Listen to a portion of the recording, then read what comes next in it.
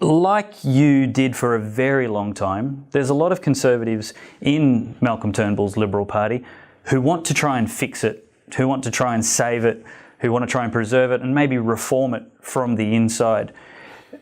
What advice would you give them? How can they go about that the best way? Save yourself the pain is what I would say.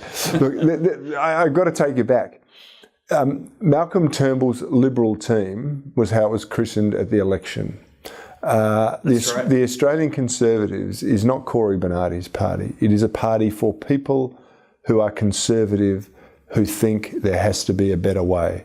And that is in stark contrast to what we're doing. I think that's a good move. I think the vanity-named teams have a very short shelf life. Well, it all becomes about, ego or personality. And I'm not interested in that. The greatest success I could have would be for the party to not be needed anymore because, others had come to their senses. I don't see that happening. Or that it will outlast my influence. And I can do that by empowering other people to get them stronger in there and make it a truly conservative force in politics. So, I'm not interested in that. But I spent 30 years in the Liberal Party waging the same battles inside the Parliament and outside the Parliament. I haven't changed. And what dawned on me was this, that when Labor were in power, the battles were about not copying Labor's policy, about the emissions trading scheme or anything else. It became about principle. When the Prime Minister, Abbott, was elected, we still fought those same battles. There were those in our party who wanted to ape Labor policy, and some of the battles were against the Prime Minister and some things which were inconsistent with Liberal philosophy.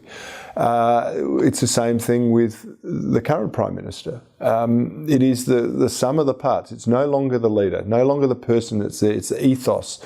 It has become the party for those who can't handle the Labor Party, so they join the Liberal Party.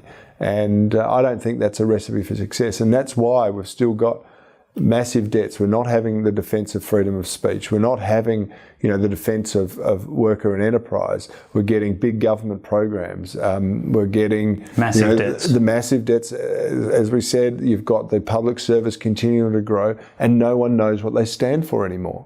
I think, for good or for bad, everyone knows what I stand for. And they've got a pretty good idea of what the Australian Conservatives stand for. We stand for stronger families, fostering free enterprise, limiting size and scope of government, and we want to rebuild civil society. It's a pretty mainstream agenda.